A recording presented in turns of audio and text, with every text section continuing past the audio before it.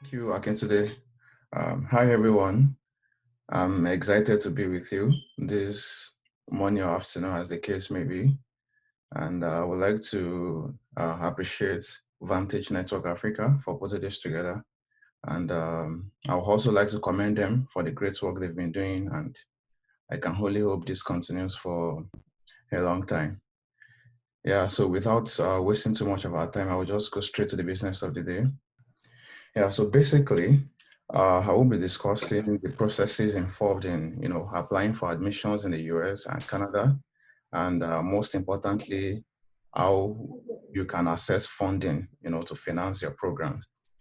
So I have tried to design this talk in such a way that I will talk about the documents that you will need, to apply for admission and, get funding to finance the program. After which I will, give a few facts about the US and the Canadian education system, then talk about how the different sources that are available, to get these scholarships or, assistantship as the case may be. Then we'll go to the meat of the talk, which is, the processes involved, the step-by-step guide towards applying for graduate programs in the US and Canada. And I actually designed this talk in such a way that the focus is postgraduate opportunities. And that is because I try to look at the demography of those who registered for this talk, and I discovered many of them have the first degree already. And so it doesn't make sense again to, talk about the first degree and all. So I will be focusing this presentation on postgraduate opportunities. And then also, I will talk about what happens next after the completion of your program. Okay, are there opportunities there, or what can you do after your program? Yeah, so before I go into the details on the documents that you need to process admission in these countries, let me state that applying for admission and scholarships in the US and Canada is not cheap. You have to spend some cash. I did spend some cash when I was, applying and all. And I would like you all to see it as an investment because it would definitely be worth it at the end of the day. I spent a lot when I was, going through the process and all, but the very moment I stepped my feet in the US, I knew it was really, really worth the stress, the money, and everything. So the first thing on the list is international passport.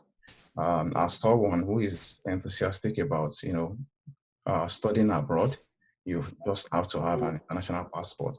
As a matter of fact, if you are just a graduate, it's something you need to have. So hardly will you apply for any school's admission or whatever, and you will not be, required to upload your international passport. So if you don't have one already, you should, try and get one. It goes for about 28,000 naira or thereabout, and yeah, that you should be able to get one. Then you also need to get your academic transcripts ready, as well as your academic certificates. And if you're a fresh graduate, if you just graduated recently, you can use your notification of results in place of academic certificates.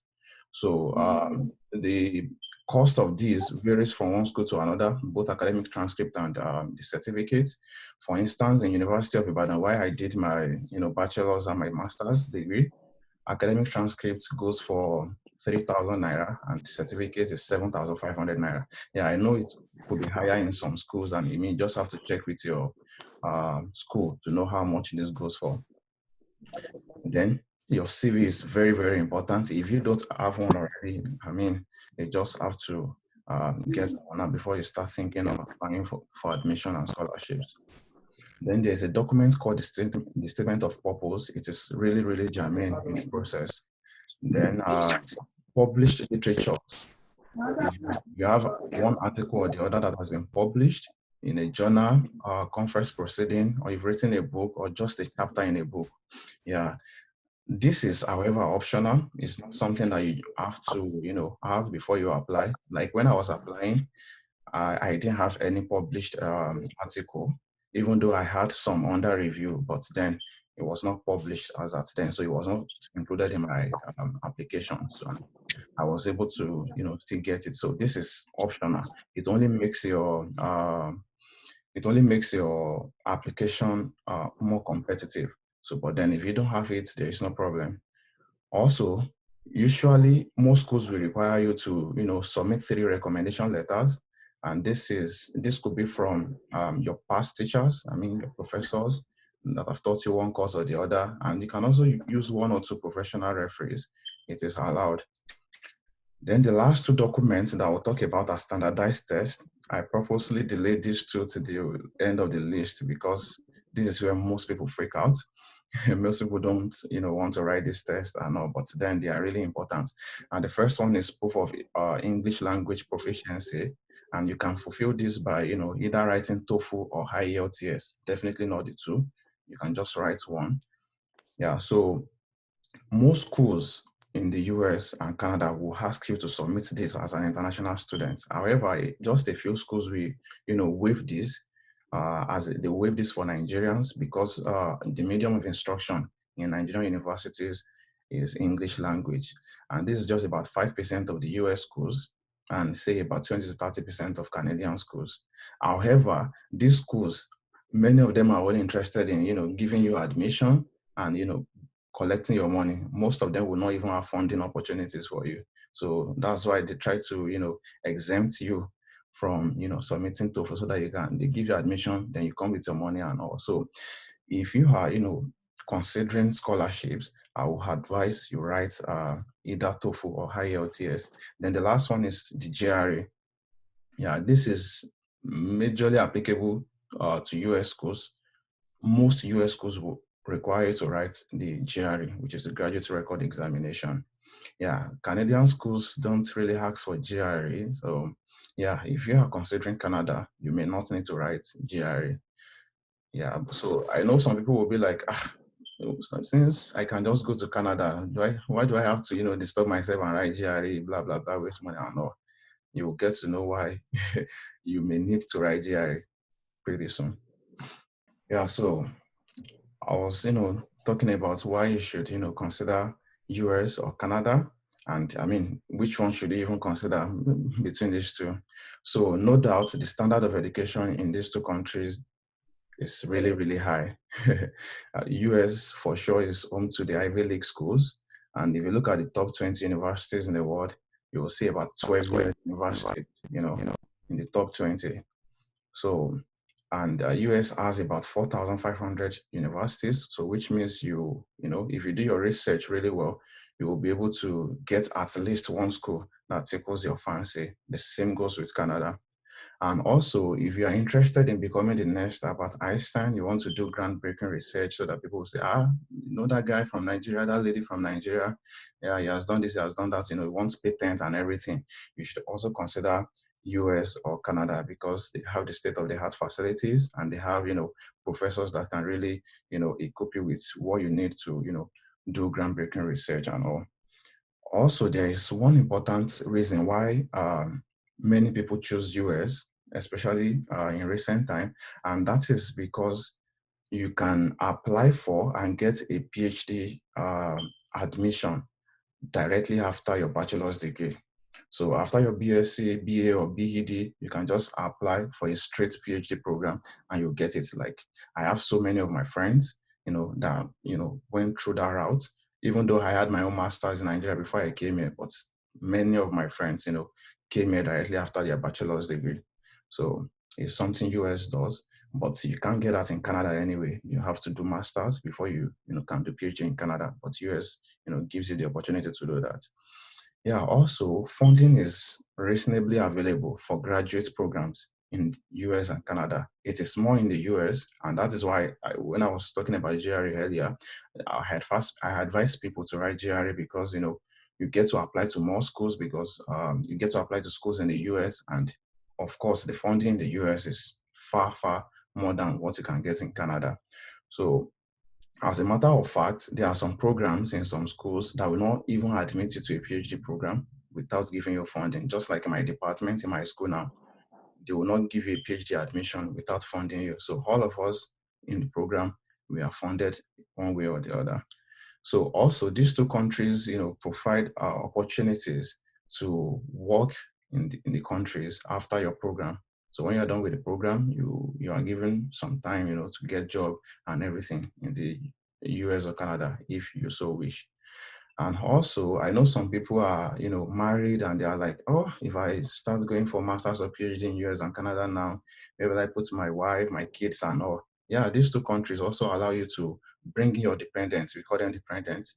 So these are your wife and your kids. So you're allowed to bring them in. For instance, in the US, as a student, you're on F1 visa, then you can bring your family, your wife and the children, you can bring them in on F2 visa. So far, you have the resources to take care of them. And most funding, if you get a full funding here, it will definitely cater for the dependents. So it's more like automatic, to bring them in.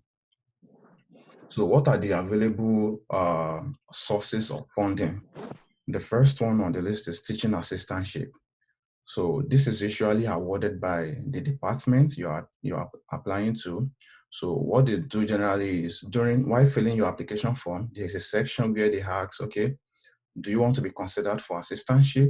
So you have to pick yes there, and you have to do this and submit the application before the priority deadline. So what the priority deadline is, each school puts up a particular date, like, okay, if you want to be considered for the departmental awards, departmental scholarships or what have you, you have to apply, you have to submit your application before this particular date. So that is the priority deadline. Then subsequently, when you submit, if you submit your application after that deadline, you will not be considered for the assistantship.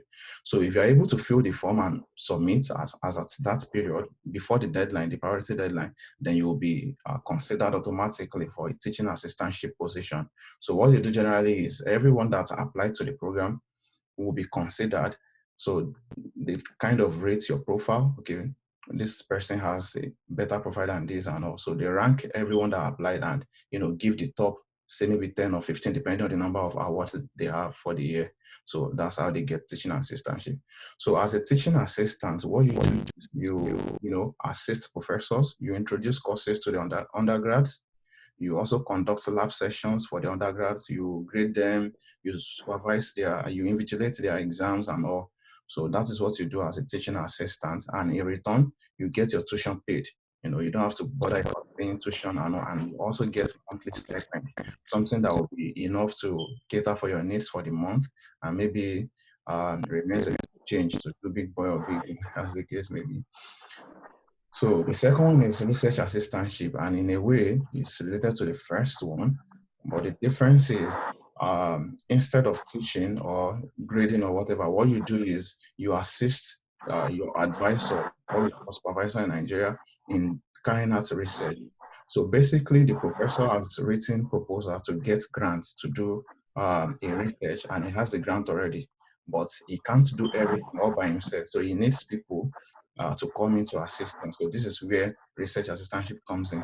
So he or she will bring in research assistants. It could be a master student or a PhD student to work on the research for him. So this, unlike the teaching assistantship, is not awarded by the department. So what you do here is you try to send emails to professors in different schools to ask if they have positions in their lab and they have funding for you. And also this, unlike the TA, is not awarded by the department. It's something you have to, engage professors in different schools to know if it's available. And when you send emails with your profile and everything, if they are interested in you, they will reply your email, and from there you continue the whole process.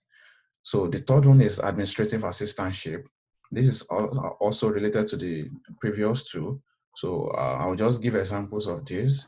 There are some students that work in libraries, in places like library, dining hall, international student office, graduate student office, and the like. So what they do basically is administrative stuff, computer work and everything. So they are doing nothing like research or teaching.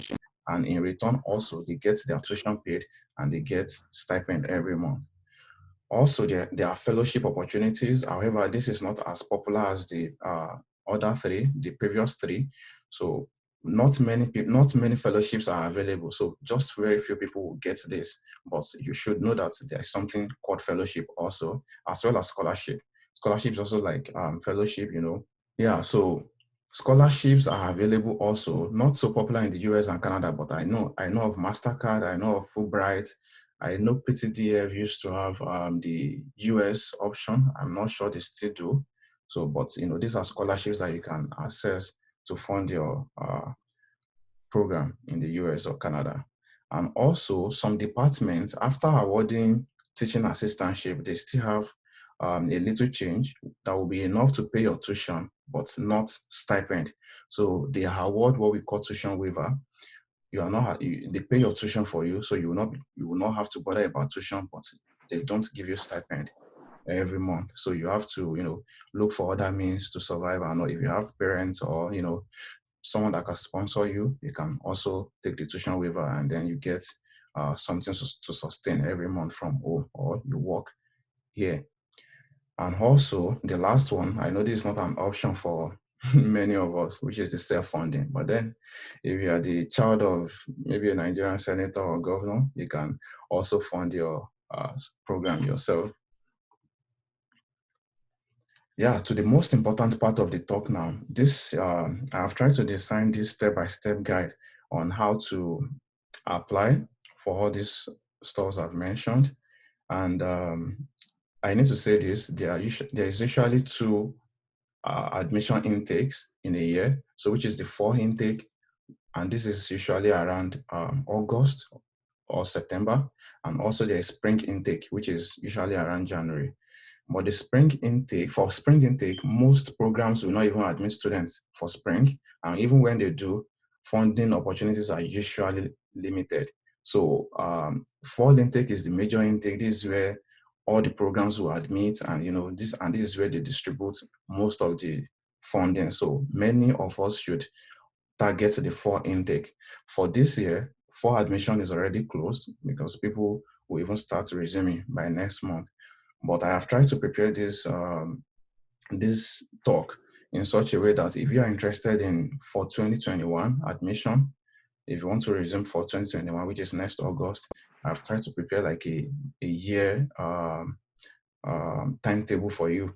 So this is July. If you start preparing by next month, which is August, then you should be able to, meet up with the whole process and hopefully be in US or Canada by August 2021.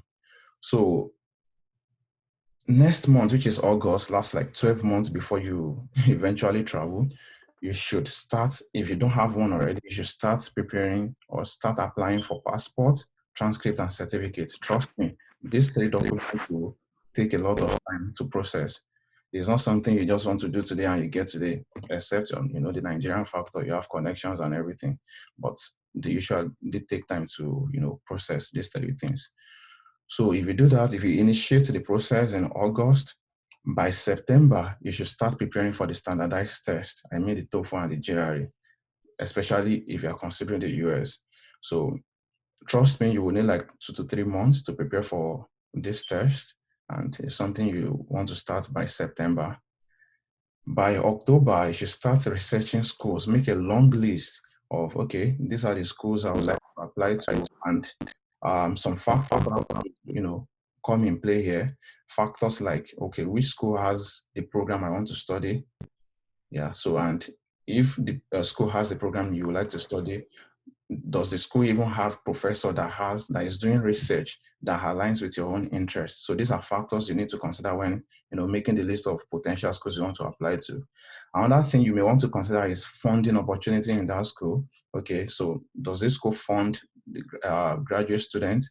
Like what percentage of the PhD or master students are funded in this school, and how much do they pay? All these things you also consider when drawing your list of schools to apply to. Also, you want to consider the environment. If you're someone that does not like cold, so you may want to consider coming to southern US. The climate there is subtropical, so it's something we like what we have in Africa. So during winter, you don't even have to worry about snow and all. So these are factors you need to consider when making a list of schools you would like to apply to. So also this same month, by October, you should also start drafting your CV and the SOP, the statement of purpose. Trust me, these two documents are and there's something that has to be continuous. Okay, you draft it this week, then you need to revisit almost every week, to improve on it and all. And it is also good that you have the second eyes to look at this document for you. And yeah, I'm sure Vantage Network Africa will be able to, assist, definitely at a cost. So you have to pay, but I trust Akintoday to, subsidize it for the participant at this event. So by November, you should write your test. I mean, you must have prepared for 2 months plus, so you should write the test by November and start reaching out to potential advisors after writing the test when you get your results. Because while reaching out to potential advisors, you need to include your test scores, your transcript, and everything. So that is why I had to leave the reaching out till after you write the test. So when you write the test, say first or second week in November, then the last 2 weeks in November, you should start reaching out to potential advisors. By December, you should start applying to the schools. And the reason is because most schools have their priority deadline. I explained priority deadline earlier. So most schools have their priority deadline for December or early January. So you have to submit your application in December or early January to those schools. By February, you should reach out more. After applying to the schools of your choice and everything, you also have to continue doing your research, other schools that have the program and the research you would like to do. You get them and just send email to professors in those schools also. It was at this stage that I got about 3 offers last year. So after I had applied to 4 schools of my choice, I said, okay, I will not rest on this because I don't know what the outcome will be. So I started reaching out more. I started researching for more schools, and I eventually got about 3 professors in 3 different schools who were interested in me, and the school I am in now is one of the schools. So this stage is also very important. February, you should reach out more and apply to more schools. By March, decisions will start coming in. Okay, you've been admitted. Okay, sorry, your application was not successful. We've granted you funding, decisions will start coming in. So at this stage, you should check your email, check your dashboard and everything. So monitor application in March. Then by April, hopefully most decisions will be in by April. Then what you do is try and compare offers. If you have like 3, 4 offers, you want to which one pays more? Well, fine, in this school, the research area is really, really interesting. It's something I like to do. But their stipend is kind of small. And yeah, I heard there's usually snow in this place. So, you consider a lot of things. You consider the offers, which one should you pick, which one makes more sense and all. So at the end of the day, you get to pick one by April. And May, you should accept an offer. You can only accept just one offer. So you can do this in May. And after accepting an offer, you should start processing necessary documents like the I-20, and you pay service fee. So by June, you should prepare for visa interview. You do this by, contacting people that have gone through the process, someone like me or any other person that have, been to the embassy for every visa, to give you tips on how to, what to do, the documents to prepare and all. And by end of June or early July, you should also go for your interview. So hopefully when you're funded, it is more like an automatic visa for you. If you're able to get a full funding in the US or Canada, visa interview is just something, it's more like a formality. Just go there and, get your visa. So by July, after getting your visa, you should consider booking flight tickets. That's like a month away from, when you'll be eventually traveling, and you will be able to get cheaper tickets at that time. Then by end of July and say August, you should, get your stuff together and, go to where you're going. Yeah, so you're now in the US or Canada, you've, completed the program. So what happens next after the completion of your program? You have several options, and one of them is to stay back in the US or Canada. So I forgot to add Canada to this. You can stay back in the US or Canada. And one way to do this is what they call the OPT, or Optional Practical Training. So as a graduate student, master's or PhD, after your program, you are allowed to spend 12 months, which is a year, in the US to do OPT. OPT is something like internship. So many people do this, and while on OPT, they try to hunt for job, and if you're able to get one, then the second option comes in, which is the H-1B visa. H-1B visa can only be petitioned by your employer. So if you get a job, the employer can petition H-1B visa for you, and this is usually for 5 years. They give you visa or 5 years to work with them. Then subsequently you get permanent residency. Another option is the postdoc. If you're passionate about research and all, you can also consider doing postdoc after your program. And there is also something called EB2 National Interest Waiver. So this one, or unlike the H-1B visa, can be self-petitioned. So it is you that will petition. And basically what you're telling the US government is, okay, I have these special skills. I'm good at this and this and that. And it will be in your interest to keep me in the US. Like if you keep me in the US, you will be gaining a lot because I am able to do this, I'm able to do that. I have developed competence in this area and all. So you can self-petition this, and if you are granted, you get a green card, you get a permanent residency in the US. Also, you can consider migrating to other countries. If you schooled in US, you can go to Canada. If you school in Canada, go to US, Australia, UK, somewhere in Africa. I mean, you could just migrate anywhere with your US or Canadian certificate. I mean, you can just get a decent job almost anywhere in the world. So lastly, there is no place like home. I mean, some of us are not happy with the situation of things in the country.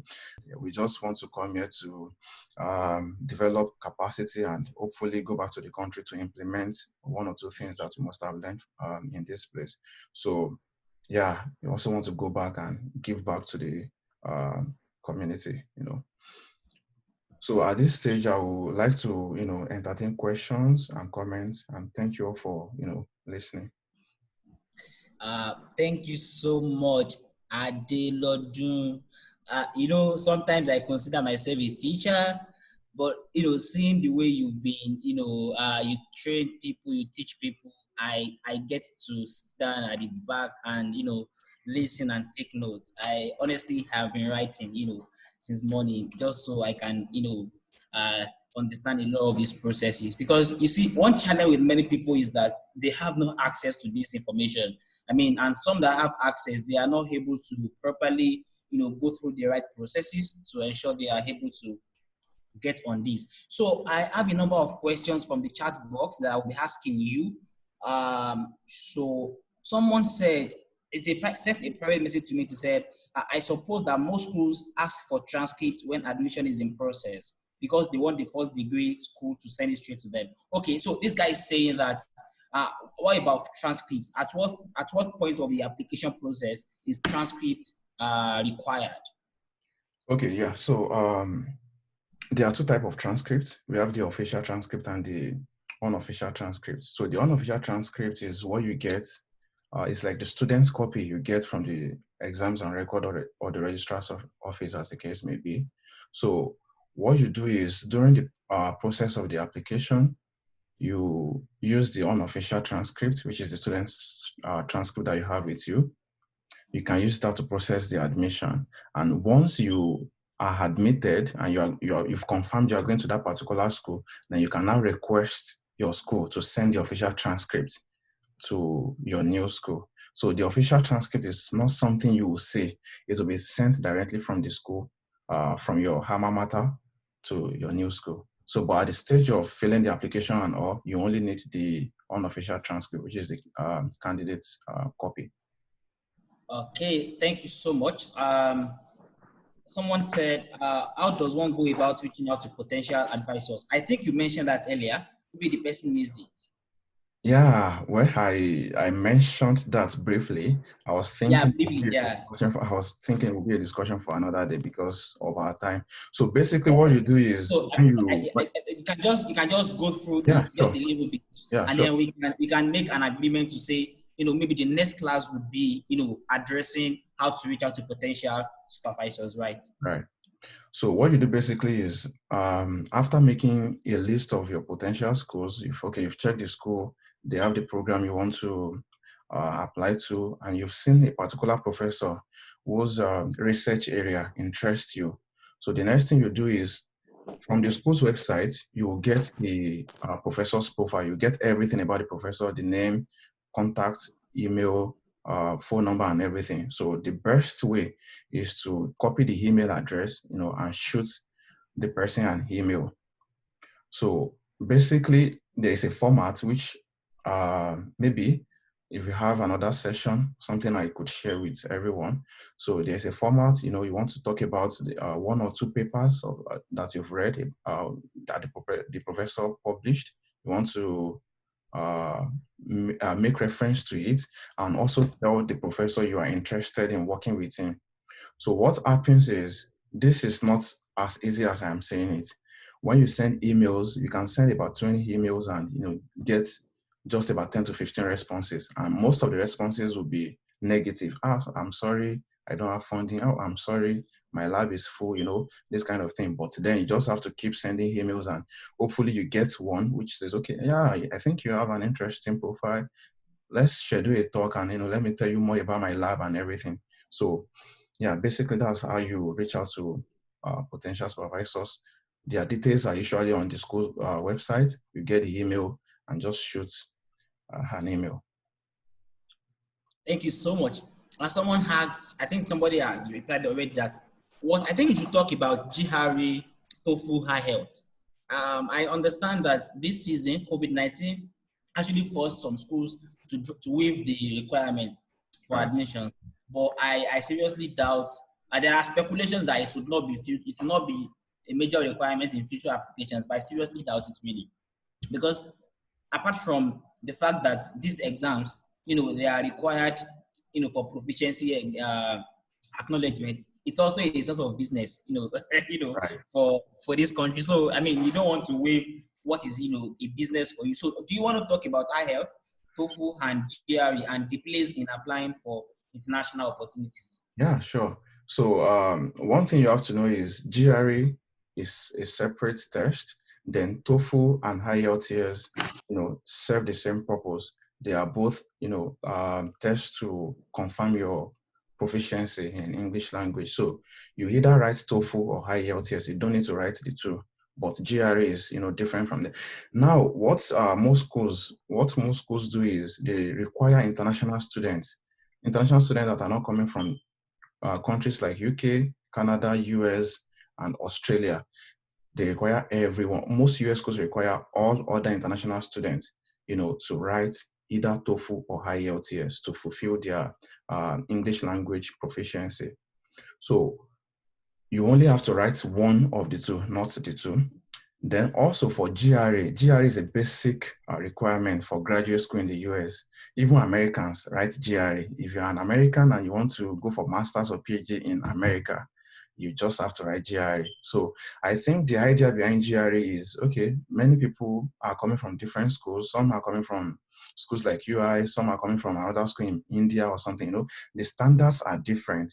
So it might be easy to get a first class in maybe a school in India, for instance, and maybe not so easy in, say, Lautech in Nigeria. So maybe OAU, whatever. Yeah, so the only way the schools try to place everyone on the same level is through GRE, because GRE, tries to measure your ability to carry out analysis, to reason and everything. So even if you are coming with a first class in one school and someone is coming with a 2-2 or a 2-1 in another school, if you're able to do really well in GRE with your 2-2, I mean, you can get funding before a first class graduates. So that is the idea behind GRE. So I'm not sure many schools will, drop GRE anytime soon, because it's something that is really working for them. And that is the only way they are able to. It's a leveler, like it Yeah. places everybody on the same pedestal. So I think the most important, so I see some questions here that people are asking, how do they get a professor, a potential supervisor with research interest? I think what you should do is like, I mean, as a potential, scholar applicant, I think what you should do is to do your first name research. You should know what you want in the first place. I mean, it is not our own place to tell you this professor has interest. It is for you to understand what do you want to do really, and which school offers what you want to do, and who are the likely folks you want to get on. Another question is Okay, that let somebody me said, let me quickly say something. Let me just okay, buttress that. So, for instance, if you are if you are a chemistry graduate and you want to do your master's or PhD in chemistry, just a simple Google search on Google, PhD chemistry in US will give you some schools that offers PhD in chemistry. You understand? So when you get all these schools, if you visit their websites, you may be interested in analytical chemistry or physical chemistry, for instance. So when you go to the school's website and you go under chemistry, you will see professors that are doing research in analytical chemistry, others in physical, others in organic chemistry, inorganic. So depending on your own interest, if you are interested in organic chemistry, you will see professors that are also doing research in organic chemistry. So these are the professors that you just take their email and send emails to. So just Google will do almost everything for you. Okay, great. I would get people to ask questions, personally now. Somebody asked that, how do we get unofficial transcripts? I think that's easy to crack. We Yeah, get on. very easy. That's Easy to very crack. easy. Yeah. Yeah. Just go to exams and record in your school. Maybe Yeah. for some schools it could be registrar's office. Then usually they have the procedure maybe on the wall or Right, something. You right, just pay and it's very straightforward. yeah. Can you apply for a graduate research assistant and a graduate teaching assistant in the same school?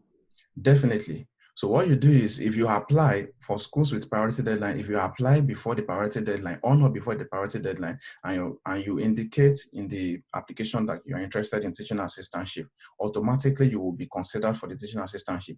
And while doing that, you can also shoot email to the professors to ask of research assistantship positions. So it's something you can, put together. You can also apply for fellowships, scholarship. You can put everything together. I mean, it's always good if you can do it that way. Yeah. Right. Thank you. Adelodun, the last question from here would be that, and I think it's also easy to crack. Can you use statement of results instead of certificates? Yeah, I mentioned that earlier. I said maybe the person came in. I think they probably Yeah, got yeah. So late. if you are a fresh graduate, if you just graduated recently, you can just use your statement of results, the same documents we all took to NYC camp. You can use it in place of certificate. But the school, your school will still, request for the certificate maybe after some years when they feel like your certificate should be ready. But then definitely you can, process the admission and everything with your statement of results. Okay. Are there special procedures for those who intend to do a direct PhD with their BSc? For those who want to fund themselves, are the procedures the same? No special procedure. You just I apply, think the same right, way every other person is applying.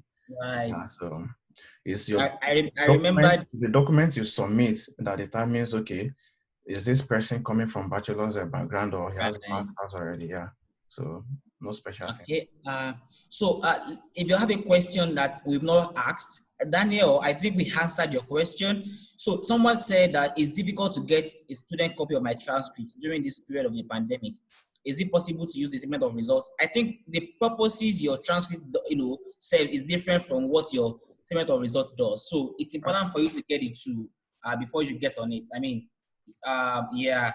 Yeah, that's one of the problems of this COVID thing. Many people are not able to process stuff like transcript and everything. But then hopefully, we are hopeful this whole thing will be over soon and schools will resume and you can process your transcript and all.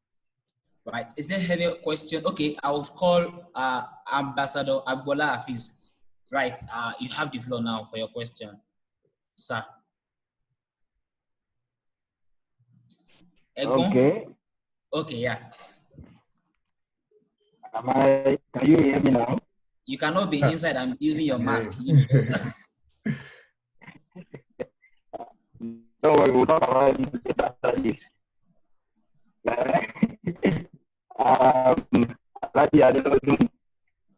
Thank you for that wonderful question. Thank you to your network is acting up, sir. Your network is acting up.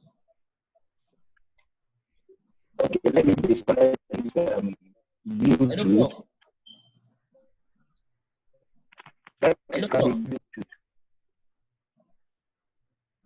Hello, sir. Hello. Wow. Yeah, can you hear me now? Okay, yeah, we can hear you now. Yeah. Okay. Yeah, I tried to discover. I discovered it was why the audio was not okay. Okay, so that was the only question. I have a couple of questions. Yeah, To it's assist Prof, suggest Prof, I'll can you suggest type? you Can stop. you type your question? Yeah, I'll suggest you stop your video. I think that's okay, okay. I will type Stop it your down. video, sir. All right.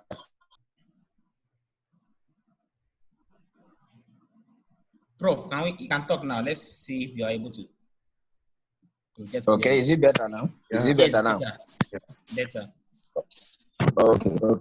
Maybe it's the video. Let me disable the video. Right. Yeah. Okay, now the first question is, I know IELTS is very, very popular in Europe. Okay, and I know some schools in the US also accept IELTS, but I also know that TOEFL is much more acceptable in the US. So my first question is, which one would you recommend that one should write when applying to schools in the US in particular? That is the first question. Okay, between the two. Now, the second question is I want to get that clarification. For example, let's say I have TOEFL now, and I want to apply to schools in the US. Is it compulsory that I also write GRE test? That's the second question. The third question is, now, I know you are from the science world. Now, what opportunities are available for students in art and humanity in the US? Okay, do we have much of these opportunities also available for students in art and humanity in the US? So those are the three questions that come to mind now. So I would like you to provide quick answers to. Thank you. Okay, that's noted. Let's get everybody to ask questions so that Adelodu is able to respond across board. Adekunle Sulaiman. Adekunle Sulaiman, can you hear me? Adekunle Sulaiman. Okay. Ganiyat Oparemi.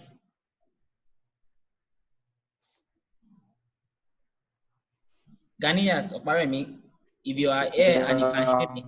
Okay, I declare I'm talking now. Okay, Adekunle Sulaiman, all right.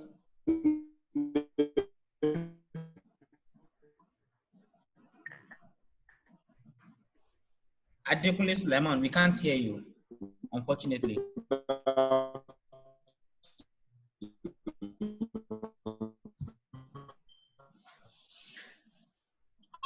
Sulaiman, we can't hear you, sadly enough. Do you want to type your question?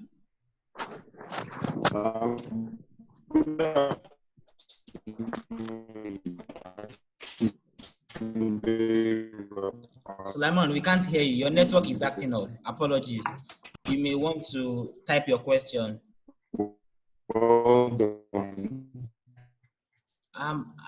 Adelodu, can you recommend any valid IELTS or TOEFL materials for us to prepare? I have one prepared by Cambridge. I don't know if that's standard. Yeah, Yes, too. I have a ton of material. Thank you very much for. Yeah, can you hear me now? Can you hear me now? Yes, we can hear you now. No. Yes. Maybe I'll do that. Can I go ahead now? Can you hear me now? Yes, ask your question, Sulaiman. Yes. Okay. I'm very sorry. Go straight to the point, sir. Network acting up. Yeah, just go straight to the point. The network is not fine at all. I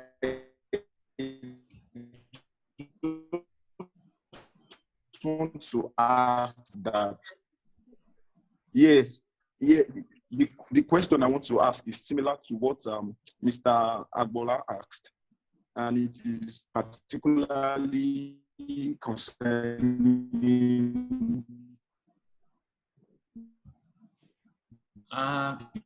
the art field. I observed that in most situations, science-related courses, and I just want to ask if something of such too can help me.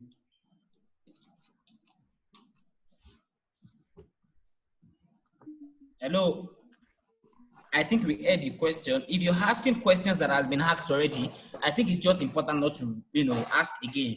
We got your question about opportunities for art folks, because a number of times only science guys get more funding opportunities. I don't know will respond. Ganiyat Albaremi, please ask your question. No question, sir. You are raising your hand. All right, that's fine. Ademola Adelu. Yeah, thank you. First, I would like to commend my brother, Madilodo. Charlie, we met at UI, and I know you must have seen my face. So my question is very simple. With this lockdown, I also made my research. I noticed there are a lot of schools in the US that have waived the GRE. So for some of their courses. So in this case, if you're applying to such schools, and they still have funding opportunities, according to my research. So are you still saying if someone does not write GRE, can someone still access those funding opportunities since it's a decision made by the school? Because if you check their website, you see GRE is no longer a requirement for graduate students. So if I can mention, I know of Ohio State University and some other schools, but I'm very sure of the Ohio State University. So I don't know if you have something to say about this. Okay, great. Thank you so much, to respond. Temitayo, if you can hear me, you have the floor to ask your question now. Yeah, please, I want to ask, what's the minimum score for GRE? For example, if I want to write GRE now, so what's the minimum score I must have before I can get admission to any university in the United States? So that's the question, right. The minimum score. Okay, the minimum GRE score for admission, all right? Yeah, the minimum, right. It can be TOEFL, it can be IELTS. I just want the minimum score. Okay, fine, that's fine. Okay, Adelodu. Yeah. You've got, many questions, so you want to handle them one by one. I know some are interrelated, so you can just handle them. So I will just merge some, yeah. Right. Okay, yeah, so the first one is, okay, Prof asked, which one should you go for if your interest is, schooling in the US? Should you go for TOEFL or IELTS? One thing I have to say is, both will work. Like you can either write TOEFL or IELTS, and just like you said, TOEFL is more preferred in the US because it's a US-based test. I mean, the organization that conducts TOEFL is based in the US, so because of that, it is more preferred in the US. But even if you write IELTS, schools will also accept it. No school will reject IELTS and say, okay, no, you have to come up with TOEFL. So you could just write any one that you feel like is, okay for you. Yeah, both are, valid. So the second question is GRE important even after writing TOEFL? Yeah, just like I said when I was presenting, there are two different things entirely. The only thing that you can substitute for TOEFL is IELTS. GRE is, entirely different from these two other tests. And I said, even Americans that wants to go to graduate school in the US, they write GRE also. So it's a graduate school requirement. You just have to write it. So the third one is about the arts and humanities. Like if these opportunities are also available for those in the arts and humanities, I would say yes, definitely. These opportunities are available. The only thing is we have more opportunities for people in STEM than people in arts and humanities, but there are also opportunities for them. So for instance, if we have about 100 opportunities, say for instance, 70, 80 will go for STEM, or at least you have 20 for arts and humanities also. So I would not deny that more opportunities are for the people in STEM than those in art and humanities. But I've got friends in my school and other places also that are in art and humanities and they are funded. I mean, I've got people in public admin, people in literature, English, mass communications, and stuff like that. So definitely, these opportunities are also available for those set of people. So Mr. Ademola asked if despite the GRE waiver, can one still, assess all these opportunities and all? Well, what I would say is 2020 is a different year entirely from every other year. So that is why most schools actually waived GRE. And the reason is because of the lockdown and everything, they were unable to conduct GRE tests for several months. It was only recently that they started the option of writing it from home. So because of that, they knew many people, could not apply because they didn't have the GRE. So that was why many schools, started waiving GRE and all. But then, like I said, admission for this year, application is closed for this year already. So what you should be looking at now is, say, for 2021. And unless we are praying that this COVID thing continues till then, God forbid. So I'm not sure these schools will maintain this waiver thing. They will likely go back to, Probably not, because they are starting the exams already. Yeah, in fact, they already asked people to be writing from home. Yeah, So right. this thing will not be like this next year. The waiver thing will not be like, so you just have to, since you did not apply already, or maybe you applied already, I don't know. For this year, I guess you missed out of the opportunity already. So next year you should be preparing to write GRE. Okay, the last question I have here is the minimum score for this test. Well, I would say for TOEFL and IELTS, schools have different ones, they have different cutoff points. Like, okay, this is our own requirement. Some schools will ask you to get 86 over 120 in TOEFL. Some will ask for 79 over 120. Some will ask for 92. And the Ivy League schools, I mean, the Harvards and everything, will not take anything less than 100 over 120 from you. So there is really no minimum score. But then you can check with your school. They usually have this on their website, or on the school you want to apply to. They usually have this on their website. So some 79, 80, 90, I mean, it varies. And the same goes for IELTS. Some will say, okay, you have to score 7 over 9. Some will say 6.5, some, 5.5 and all. So, but for GRE, most schools, don't really say you have to score, because what they do is they rank all the applicants. So, but generally, we believe that if you're able to score 300 out of 340 in GRE, that is a good score. Like, that is, our own belief. But the thing is, you don't want to score 300 because you don't know those people you'll be competing with. You want to score as high as possible so as to compete other people. For instance, now you score 300 and you're like, 300 is okay, I'm cool. But other people that are applying to the same program are scoring 320, 330, 315 and all. I mean, if you are ranked based on the GRE score, I mean, you will just be somewhere below. So you will not likely get the opportunity. So in as much as we consider 300 as a good score, you also want to score something very high that will make you as compete other guys. I guess I answered all the questions. Thank you so much. Yeah, you answered them.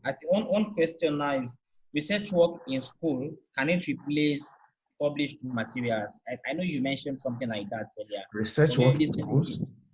Yeah, I mean, a final year project. Can it replace published materials? Basically, no, they cannot. Okay, yeah. I just got the question now.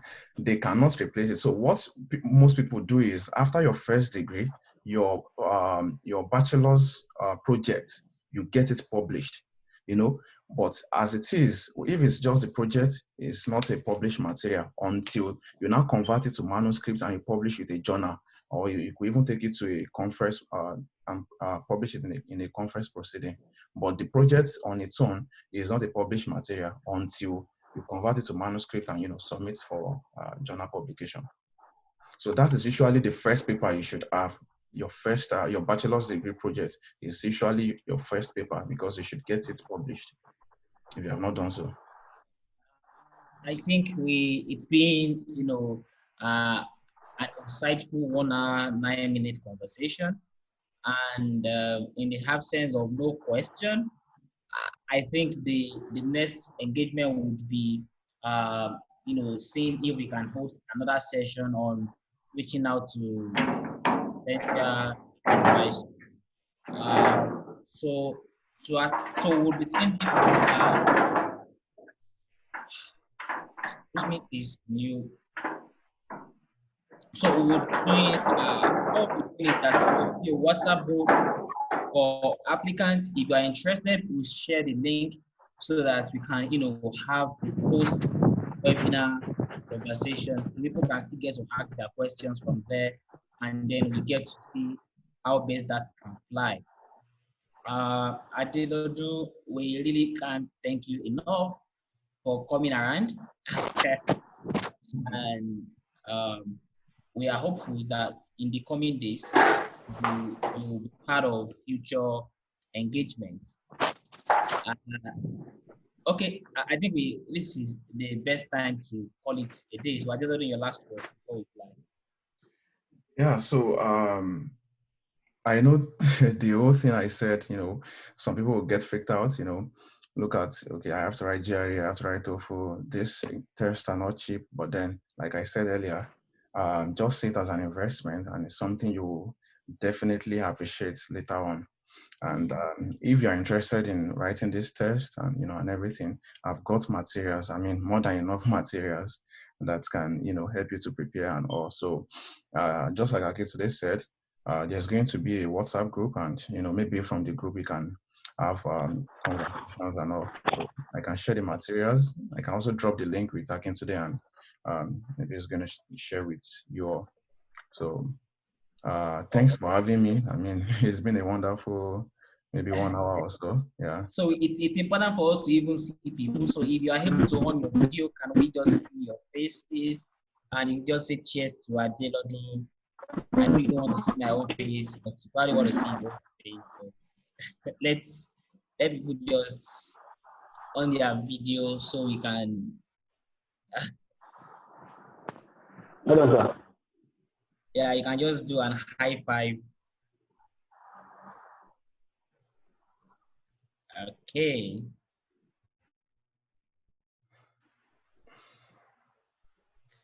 Okay, Atimitayo, yeah, great.